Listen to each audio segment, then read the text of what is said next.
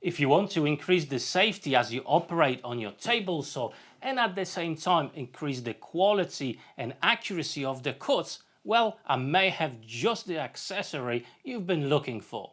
In today's video, I'm going to be presenting you these adjustable stock guides for your table saw. Absolutely brilliant quality, and they're so useful and easy to use. So welcome to my workshop. I'm going to take you through the exact features these have, how to use them, and actually how to mount them on a normal size table saw with a normal fence. But hey, let's take a few steps back and let me show you exactly what you get in the box. After that, we're going to build up a small simple jig so we can actually use this Hongdui stock guide on a normal table saw like the one I've got from Evolution, the TBLX. As you can see, the box is nothing special, but what's inside, that's what matters. Obviously, we do get a bit of a manual, and I have to say the whole thing is very heavy, okay? So you do have some bits and pieces for installation, and just look at these. They are absolutely gorgeous. Tell you what, I do love when a tool is useful and it looks good at the same time. Absolutely fantastic. And you do get a pair of these. Now, to be absolutely honest with you, these are made for those larger fences that are very wide. And we do have to create our own solution to be actually able to mount these on a normal table saw like the Evolution TBLX. So just to give you an indication of the scale of everything here. So the base, that's about 50 millimeters wide. The length over here, we've got 370 millimeters long, okay, and you do get two of these, but there's nothing stopping you from just using one, okay? If you want to use one, that's fine. You don't have to use both. And what you do get, you can obviously move them on the T-track, just like so. Now, when this arm is fully extended, and you do have a positive stop over here, so you're not gonna accidentally pull this out, which is really good. And the maximum distance between the fence and those wheels there, that's gonna be about 80 millimeters. So you may be wondering how everything actually works and why these wheels are under an angle. Well, I'm gonna cover that in just a few minutes. But first of all, let's create the mounting mechanism for all of this so I can actually use it on my table saw. Okay, so let's cut out a few pieces that we're gonna need to mount our jig. The first two I'm cutting out of 18mm MDF, where the size is 535mm by 81mm. And we're gonna need two pieces for the top, both of them to the size of 800mm by 80mm. One piece will be cut out of the MDF. However, the second piece, the top piece, I'm gonna be cutting that out from 10mm plywood. Now we just need to glue up these two pieces and then the plywood and the MDF as well. To do that, I'm just going to be using some wood glue and CA just to speed everything up so I can work on these a little bit quicker.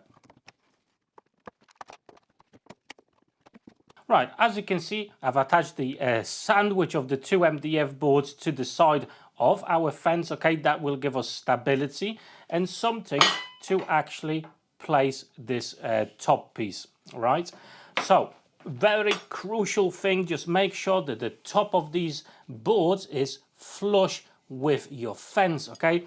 Use the tools that you have to your disposal, make sure it's nice and flush. And the top piece will go on top, just like so.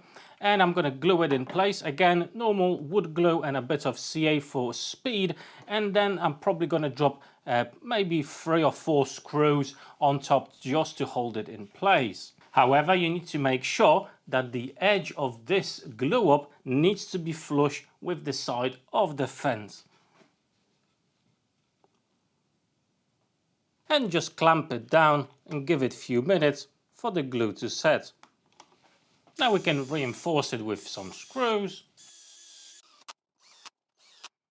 Now we need to pre-drill some holes for bolts that will go into the T-track on the fence. Okay, let's install our addition to the fence itself.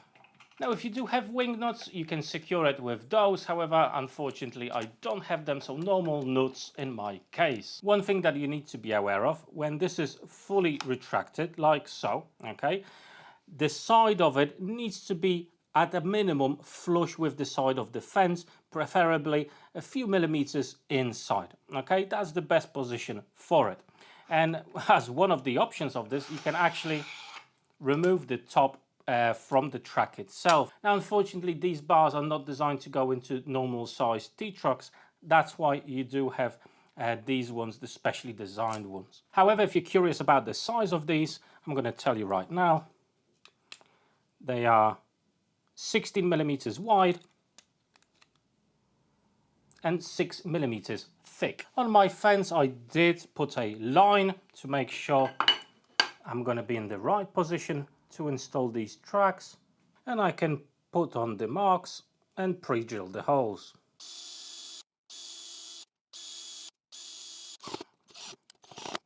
And as you can see, you can amend the position of them depending on where you actually need them. Now, the first one needs to be before the blade, okay? Never put this in front of the blade. It needs to be in front of the blade, or actually when the blade finishes after the riving knife as well, okay? So make sure to adjust the position accordingly. Right, so let's talk about some of the features a little bit more in depth. Now, as you lower this down, as you can see, I do have about 3 centimeters away from the tabletop. So in theory, this is a little bit too short for that really thin material, but not to worry, okay?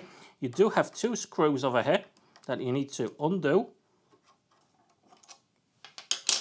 And then you can just extend this. Check this out, how many slots you've got. In total, 1, 2, 3, 4, 5, 6, 7 settings, okay? So you will definitely meet the right one. And the way I'm actually going to establish the distance of this, I'm just going to let it down, touch the tabletop, okay? And I'm going to raise it up. I'm going to pick the holes that's next one down, okay? So that will give me the ability to clamp down even those thinner strips as well. And I'm going to do the same thing on the other one. Right, and now I'm going to show you how to actually set these up correctly, okay? So let's say this is the piece I want to cut, bit of plywood, and what you need to do is to lower that arm until it touches that piece of material you want to cut. However, it needs to be touching with the metal part, not the wheels themselves. So just release the arm. There we go. As you can see, that metal part is touching the material, but the wheels are not. And now simply lock it down in place. Same thing with the other one. Drop it down until it touches the material and lock it in place. And now, as I'm going to be pushing the material through, I want you to focus on this part over here, okay? There is a spring, and that front is actually not permanently attached to the jig itself. Basically, that spring gives the pressure to hold that arm in place, okay? And to hold our piece of material nice and stable. And even that one arm is holding the piece with no issues at all. You know, this is not going to fall off your table. And as you are pushing it through, it just keeps it in a nice and straight line. Absolutely brilliant. Now, there's a couple of things I want to mention about the wheels here and the design, okay? They only spin in one way. That means they will greatly decrease the potential of kickback, okay? There's always an opportunity for a kickback in some strange ways, but this will help you to reduce the risk to absolute minimum, okay? It's your safeguard for clean and safe cut. But on top of it, as you can see, it's actually slightly tilted towards the fence of your table saw. So what this will do, it will force the board to actually move towards the fence itself, okay? It will lock the movement of your piece towards the fence. So not only it's adding pressure downwards to the tabletop, but also to the right hand side towards the fence, and that's exactly what you want. So check this out. I'm just going to be a few millimeters away from the fence, and as I'm pushing it through, did you see that? It just went straight for the fence, and now the piece is going against the fence. And I've not changed the direction of the board. This did, okay? I'm just pushing it through. And of course you can extend it a little bit further, closer to the blade. You can retract it to be closer to the fence itself. And when you don't need it, well, hide it away, lock it in place so it doesn't move on you, and you got flat surface of your fence. But hey, let's make a few cuts to see how it operates, how easy it is, and if it's actually that good. And with this installed on top of your fence, you know, you can still move it freely with no issues at all.